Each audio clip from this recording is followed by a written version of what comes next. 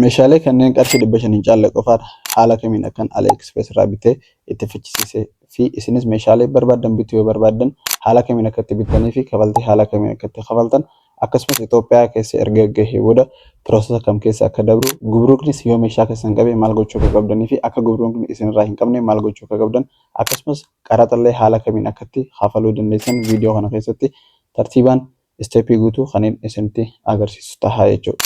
jalqaba wanti gochuu qabnu haalatti kafaltii kafallu beekuu qabna jechuudha. Kafaltii haalatti kafallu karaa maaster kaardiitiin doolaaraan jechuu kan kafaltii kafallu. Kanaaf maaster kaardii qopheeffachuu fi maaster kaardii keenyarraa doolaara qabaachuu qabna jechuudha. Kanaaf haala kamiin akka maaster kaardii qopheeffannuu fi maaster kaardii keenyarratti doolaara dippoosit godhannu viidiyoo kana walakkaa irratti kanneen isinitti agarsiisu ta'a jechuudha. So kanaaf amma wanni gochuu qabdan appilikeeshinii yookaan weebsaayitii AliExpress seentanii ajaja keessan order godhuu qabdan jechuudha. Kanaaf appilikeeshinii yookaan weebsaayitiin seentan appilikeeshinii keessan erga seentanii booda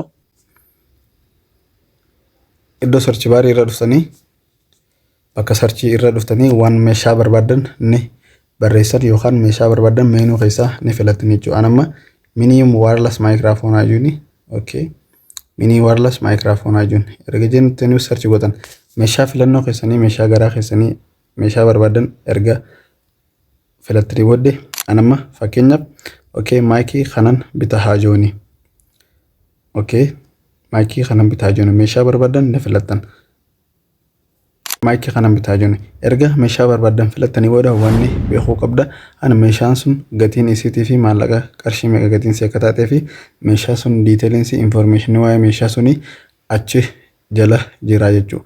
Kana qofa miti wanni takka wanni dirqama beekuu qabdan meeshaa kana bituudhaan duratti wanna tokkotu jira. Sagalee isa santi sekondii muraasa booda kan isinitti himuta. So amma maayikii kana nin bita haajuuni. Amma asirratti kan naamullattu gatii isaa dooraalaan jechuudha. Amma dooraala 0.99 jechuudha. Amma asirratti kan argitan ammoo gama jalaa kanarratti gosoota maayikii fi gosa meeqa kan bitachuu barbaadeedha. Amma yoon isa kanarra cuqaase gatiin isaatis itti dabalamaa jechuudha. Kana jechuun maayikii habbaa lamaa fi wannuma suuraa irraa argitan kana jechuudha wanta isaa. Amma isa kanarra yoon tuqees akkanatti jijjiirama gatiin isaa gabboo gatiin isaa olkoo. Bituu keessaniin duratti ammas kan iPhone immoo kan Androidii laaluu ni dandeessan. Footoo irrattis akkuma isiniif kaa'ee jiru jechuudha. Akkuma filannoo keessan ammas jalaa filattanii irra cuqaaftan kanarratti amma isa suuraa jalqabaa kanarra yoo cuqaase Type C for Androidii fi jahaa jechuudha. Gamana irratti yoo as dabarsine iPadii fi iPhoneif haa ta'u maayikii balamaa fi iPadii fi iPhoneif gatiin isaa still dooraala hangana jechuudha. Kanaaf akkanatti filachuudha qabdan jalqaba bituu keessaniin duratti erga akkana mirkaneeffattanii booddee wanni takka wanni jalqaba beekuu qabdan meeshuma kanaaf bituudhaan duratti asirratti gama jalaa kana gizee gad deemtan review kan jedhu ni argattan. Reviews kan jedhu kana dirqama laaluudha qabdan meeshuma fadhee bituun duratti. Reviewin kun maal seetan amma kun review habbaa jaha qofa qaba jechuudha. Kan review gattiqaa qabu bituu yoo baattan hedduu bareedaadha jechuudha. Kanaaf kan review gattiqaa qabu bituu yoo baattan hedduu bareedaa jechuudha. Maaliif reviewin erga namni meeshaa kana bitatee asirraa meeshaan kun isa qaqqabee booda yaada namni meeshaa kanaaf kennuu jechuudha. Reviewin hedduu murteessaadha jechuudha. Suuraa kaaseeti namni review godha jechuudha. Meeshaan kun yeroodhaan qaqqabee jira meeshaan kun bareedaadha jee wantoota kana jechuudha reviewin. Kanaaf review dirqama laaluu qabna. Sun maleedhaas wanni takka inni barbaachisan kan laaluu qabdan bituun duratti free shipping jedhuudha qaba. Bilisaan akka ship isiniif ta'u laaluu qabna. Guyyaa meeqa hanga meeqa akka ta'es asiisitti kan isinii mul'isu ta'a jechuudha. Deliver March guyyaa 26 hanga guyyaa 4 guyyoota hanga keessatti deliver isinii ta'a jechuudha. Kanaaf amma kun review isaa gattiqaadha. Kana akka bitta recommend isinii godhu. Isa review isaa ol guddaa laaluudha qabdan. Amma isa kana yoo kaniin filadhute review namoonni waan kana maal jedhanii yaadarra kennatanii sun ilaaluudha murteessaadha jechuudha. Kunoo amma okay kunis gatiin isaa akkuma tokko asirratti kan gochuu dandeenyu maayikii habba lama wanta tokko hojii maayikii habba lama wanta tokko hojii ka iPhone fi ka Android akka filannoo keessanitti bakka itti filattanii jechuudha inni kun. So review kun amma akkuma agartan review hanga 162 qaba jechuudha. Kanaaf kana yoo bittanis homaa hin jiru guyyaan delivery isaa guyyaan ganaatti free shipping dha jechuudha. Kafaltii isin gaafatu jechuudha gara biyyaatti ship isinii godhuudhaaf. Kanaaf bifa kanaan filachuu danda'u qabdan. Be careful tasgabboytanii. Free shipping ta'uu fi review isaa. Amma review kana irra yeroo cuqaafne namoonni yaada akkamii meeshaa kana irra kennan. Amma warroonni kun footoo kaasaniiti kan meeshaa kana erga isaanii mana dhaqee footoo isaa kaasanii ol baasaniiti yaada isaanii irratti kennanii jechuudha. Kanaaf reviewin hedduu murteessaadha. Review dubbistanii review isaa ilaaluu qabdan. Yoo namoonni meeshaan kun gaariidha, meeshaa kana akka bitattanii recommend isinii godha jedhanii yaada isaanii kennan meeshaa kana akka bittan recommend isinii godha jechuudha.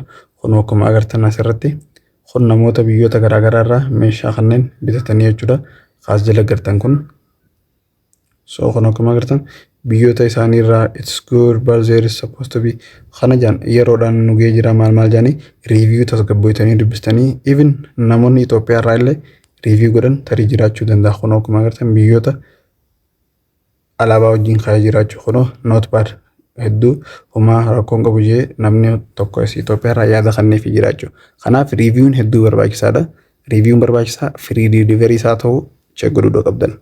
So erga review ilaallee booda review fi free shipping isaa ta'uu ilaallee booda asirratti gosa meeshaa filannoo amma akkanatti kan agartan as jalatti habba tokko iPhone qofaaf mic habba tokko iddoo keebilaa iPhone qofaaf kun ammoo habba lama tokko keessa iPhone fi MacBook fi waa hunda keessaa qabu jechuu akkuma agartan asirratti kun 2 in 1 for iPhone for iPad bifa kanaan jira jechuu. Kun akkuma agartan kalaara isaatii wajjin siif kana asirratti check firraa godhuu qabdan bituudhaan duratti bakka kana check firraa godhuu qabdan. Lakka isin kanatti idaa deemtaniin lakka gatiinsaa ol ka'aa tarii gabboo adeeman jalqaba yeroo bittan welcome didee waan qabdaniif rakkoo hin qabu jechuudha. So erga kana filattanii booda kan jettu gama jalaa kanatti add to cart fi buy now kan jedhu ni argattan. Add to cart meeshaa amma isaa kana kafilannees akka kaartiin nu dabalamu add goonee bireen dabarra erga san booda ammas deebinee meeshaa barbaanne search godhannee maal jennee add to cart godhannee meeshaa lachuu kaartii tokkoon tracking numberii tokkoon akka nu bitamu gochuu jechuudha jechuudha. Kanaaf amma tokkichuma kana bituu waan hin barbaadeef baay'iniin jaanii jechuudha.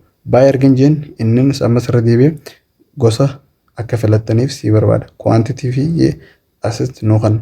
Kanaaf habba lama tokko keessa type C fi maal bifa kanaan as qacellotti suuta jaatii check firraa godha bituu keessaniin duratti lama moo tokko iPhone fi moo Android filachuuti moo PC fis waliin qabamoo jettanii adda baasatanii bituudha qabdan wanta hunda gochuu keessaniin duratti kan hundaa waliin qabu akka barbaadanii recommend isiniif godha. San booddee buy now ni jennaan. Mee application isinitti agarsiisu application Alibaba ni sentanii meeshaa barbaadan search gootanii erga filattan booda okay erga filattan booda wantoonni nuti ilaaluu qabnu akkuma jalqaba isinii himetti yeroo inni itti deliver nu ta'uu fi review namni kanne yaada namni kanneef ni ilaalla. Erga sun ilaallee filannee booda meeshaa asirratti akkuma agartan gosoota meeshaa bittanii akkanatti irra cuqaastanii ilaallachuu qabdan. Erga sun booda buy ni jennaan. Iddoo baay'eetti irratti erga cuqaafnee booda asittis deebi'ee gosa akka bituu barbaanne jala kanarratti nu filachiisa jechuudha. Akkuma agartan kilaaraa wajji firii meeqa akka ta'e okay iddoon keebilli isaa ta'u kan iPhone immoo kan Android hajuu addaan nu filachiisa. Erga kana filannee check out godhee booda gatiidhaas ergaas barree booda continue ni jennaan jechuudha. Erga continue ni akkana nu ba'a jalqaba irratti kan nu ba'u shipping address dha. Inni itti aanu shipping method fi guyyaa inni deliver nu ta'u kana check godhachuu qabdan. Sun booddee payment method karaa ittiin maallaqa kafallu jechuudha. Amma shipping address add itti godhachuu qabdan. Shipping address add itti godhachuuf add nu shipping address kan jiru qabtanii jalqaba BT Itoophiyaadha biyya jirtan irratti ni filattan. Sun booddee contact information keessan maqaa akka ID keessan irra jiru maxxaqaa qabaleetis haa ta'u national ID haa ta'u paaspoortii haa ta'u akka achirra jirutti itti barreessitan. Qubee takka yoo agartan tarii isiniif kan hin danda'an jechuudha. Maqaa achirratti ni barreessitan maqaa akka maxxaqaa keessan waraqaa eenyummaa keessan irra jirutti itti ni barreessitan. Sun booddee lakkoofsa bilbilaa kan waraqaa eenyummaa keessan irra jiruu fi kan booda giseen meeshaan dhufte irratti isinii dawwalanii isin beeksisanii jechuudha. Lakkoofsa itti ni barreessitan. Lakkoofsa itti isinii dawwalan sun itti ni barreessitan. Achiin booddee adrees kajuu kanarratti asii iddoo murteessaan asirratti wanti barreessitan street house apartment fa'aa isin Itoophiyaa biyya jirtan sunii fi magaalaa jirtan sun gootanii itti barreessuu qabdani. Itoophiyaa magaalaa jirtan yookaan naannoo jirtan sun jettanii ittiin barreessan warra Addis Ababa jirtan Addis Ababa PO Box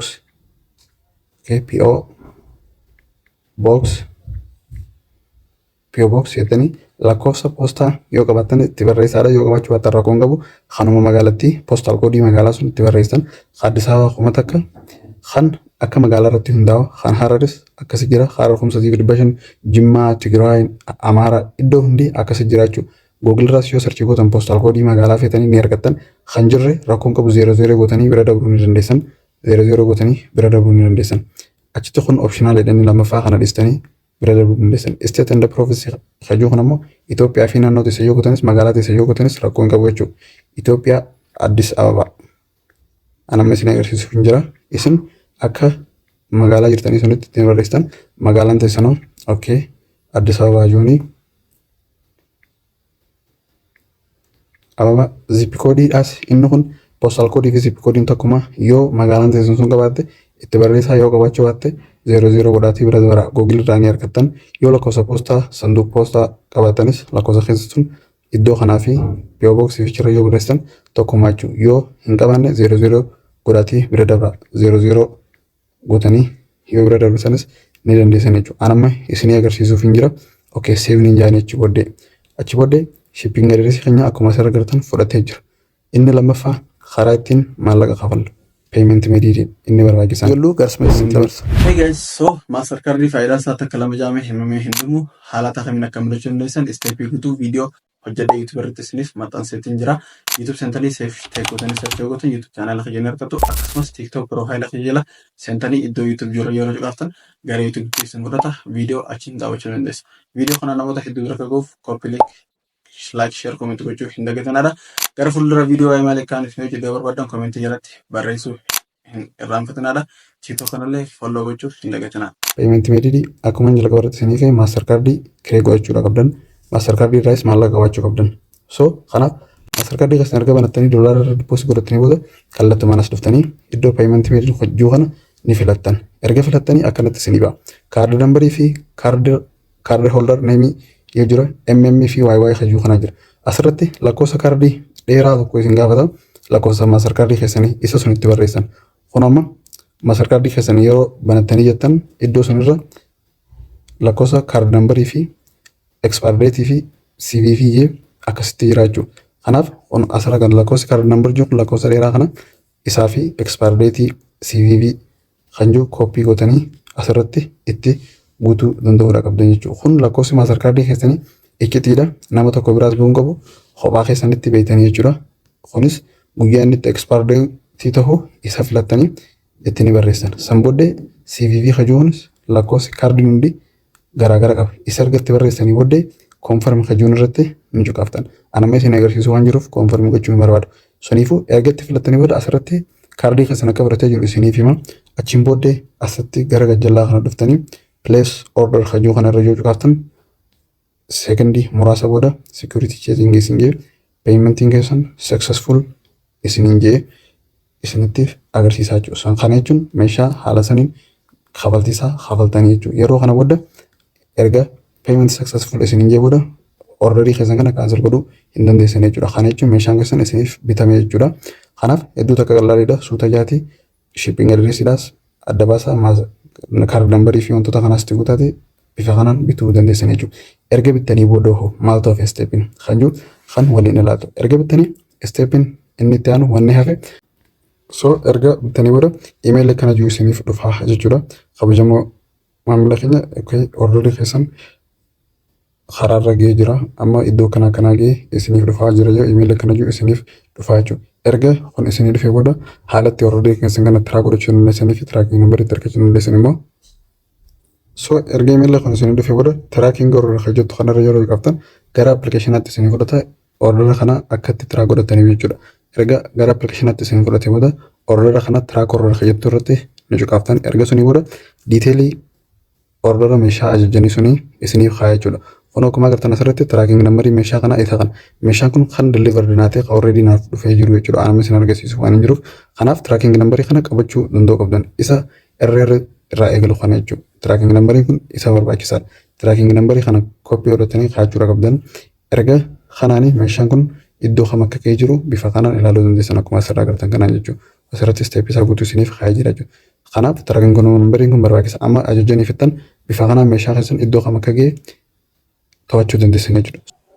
So hayyee daawwattoota beeksisi erga gara Itoophiyaatti dhufee booda wanni ta'u gara gubrukaatti ni seena jechuudha. Gara gubrukaatti erga seenee booda meeshaa sun ni bananii ilaalanii meeshaan sun tamaalee akka ta'e addaan ni baasan. Erga sun booda gatii isiitis achirra ni ilaalanii sun booddee meeshaalee gatiin isii hedduu qaqaalii gubrukni ni qaba jechuudha. Yeroo baay'ee akkasumas erga akkas ilaalanii booda meeshaa tokko meeshaa xixiqqaa ifumaan yeroo tokko yeroo isaan dabarsanii jira. Isuma sun yeroo tokko kan gatiin xiqqaatis ta'e yeroo tokko yeroo isaan qabaniitu jira jechuudha. Kanaaf gubrukni qabuu fi dhiisuun furmaanni isaanuma rakaa jechuudha. Haalli inni itti gubrukni erga qabee booda immoo wanni isaan godhan meeshaa kana akka qaraxa kafaltaniif qaraxa irra murteessan jechuudha. Harri isaan itti qaraxa irra murteessan meeshaa dachaa sadii yeroo isin qaraxa kafaltaniitu jira jechuudha. Gatii isin achi AliExpress irraa itti bittan sun maallaqa Itoophiyaatti jijjiirame isa sun dachaa sadii jechuudha. Isa sun dachaa sadii kan isin kafalchisan jechuudha. Kanaaf erga ilaalanii booda meeshaan sun jalqaba akka qabaniin information keessan kaachirra jiru lakkoofsa bilbilaa keessan suniin isinii bilbilan erga isinii bilbilanii booda meeshaa kana abbaan mana poostaa dhaqee fuudhu waraqaa eenyummaa isaa footoo kaasaadha maqaa isaatii fi lakkoofsa bilbilaa isaa nu ergaa isiniin jaan karaa telegiraamaatiin lakkoofsa isin irratti ergitanis isiniif himanii jechuudha. Erga isin ergitaniif booddee ammas check godhanii meeshaa san biroosa oofanii yeroo xiqqoo booda deebisanii isiniif dawwalan. Yoo kan qaraxaan qabamee jiru taate qaraxa qarshii hangana hafalaa isiniin jaan qarshii hangana karaa lakkoofsa baankii kana ergaadha riisitii telegiraamuma suniin kaasanuuf ergaa isiniin jaan jechuudha. Yeroo tokko akkanumas ammas meeshaa bakka bu'aa ergaddaati bakka bu'aan keessan dhufee meeshaan kun maaliif akka dhufe daldalaaf akka hin taane wantoota kanneen akka nu ibsu ergaddaa isinii jechuu ni danda'an. Yoo Finfinnee jiraattan achi qaamaan kottaa isiniin jaa yoo fagoo jiraattan ammoo bakka bu'aa ergaddaadha isiniin jahan jechuudha. Ani yeroo tokko bakka bu'aa ergee booddallee meeshaa sun qaraxa akkaan kafaluuf na dirqisanii jiran jechuudha. Tarii yoo ergu battanis bareedaadha. Isaan meeshaa kana maaliif akka bittaniif akka nu ibsitanii qaranni sun isinirraa hafuuf bakka bu'aa ergaddaa isiniin jahan. Akkasumas ta'ee yeroo takka kanuma bakka bu'aa ergattanis qaraxa irratti dabaluu danda'u qabanii akka isin qaraxa kafaltaniif isin dirqisiisuu danda'u jechuudha. Kanaaf erga gubrukaan qabame filannoo isin qabdan lama tarii isiniif dhiisuu maluu meeshaa san isaan jaalatanii meeshaan kun qaraxa ni kafalama kun hin kafalamu kajuun jiru kana isaanumatu murteessa. Meeshaa sun laalanii gatii xiqqaadhaas ta'u gatii guddaas ta'u tarii tokko ni dabarsu tokko ni qabu jechuudha. Erga qabanii wanni isin gochuu qabdan carraa biraa hin jiru.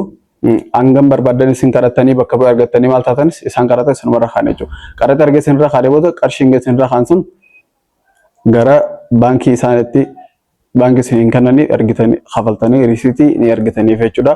Riisitii sun laalanii riisitii isiniif dalaganii meeshaa sun wajji walitti isiniidhaanii meeshaa teessan erga sun booda piroosesii isiniif godhanii jechuudha. Erga sun booda gara mana poostaa bo'aa isinitti guutan isiniif dhufa jechuudha. Kanaaf erga gubruka seenee kana jechuudha. Erga suni isin manuma poostaa keessan deemtanii ni fudhattu jechuudha. Erga mana poostaa dhufee meeshaan miseejitu mana poostaa irraa isiniif dhufa. Meeshaan akkanaa nu bira jira koottaatii walitti fudhadhaa kan isiniin jedhutu isiniif dhufa jechuudha. Sun booddee deemtaniituma meeshaa keessan fudhachuu jechuudha. Anan gammaa meeshota hanga lama achirraa biteetiin jira. Isaan lachuu qaraxa kafaleetiin jira jechuudha. So haalli itti qaraxa kafaltanii fi piroosesni gubruka keessaa kana fakkaata jechuudha. Kanaaf meeshaa bituun achirratti hedduu qal'aadha jechuudha. Kanaaf meeshaa kana waliin inboxii goonee haa ilaallu jechuudha. Kanaaf hedduu takka salphaadha waan hedduu nama rakkisu hin qabu. Gubruka erga seenee booda gubrukni yoo qabee qaraxa kafaluudha. Haalli isin qaraxa kafaltan immoo hedduu salphaadha. Tarii lakkoofsa baankii isin kennanu gatiin qaraxa isin irraa kan sun ni kafaltan. Sun booddee meeshaan gara mana poostaa beetii dabra. Manni poostaa immoo gara poostaa magaalaa keessanii sunitti isiniif erga jechuudha. Kanaaf kana akkammoo qaraxaan hin qabanne isin gochuu qabdan dhugaa uummatti godhuudha malee wanni biraa hin jiru jechuudha. Meeshaa qaqqaalii yoo ta'e immoo carraa inni qabamu ol kaadha. Meeshaa gatii gubbaa immoo carraa inni wanta yoo olaanaadha jechuudha. Ammas tiraakingi nambarii tokko meeshaa hedduu yoo bittan meeshaa kana daldalaaf jedhanii wanta godhuu danda'a. Ammas waan akka yeroo deddeebitanii yeroo baay'ee yoo kan bitatan carraan isin qaraxaaf saaxilamuu keessan isa ol kaa'aa jechuudha. Kana fakkaatudha. Kanaaf meeshaa binnee waliin haa inbox goonee ilaallu. Hi guys. Kun amma meeshaa online irratti order goone fuunee deemu jirra. Akkuma agartan asirratti qarshii 50 qaballe kana fakkaata jechuudha. meeshaan gisee biyyaa turuf keessaa akkuma waliin loltanii beeyne soo kana fakkaata.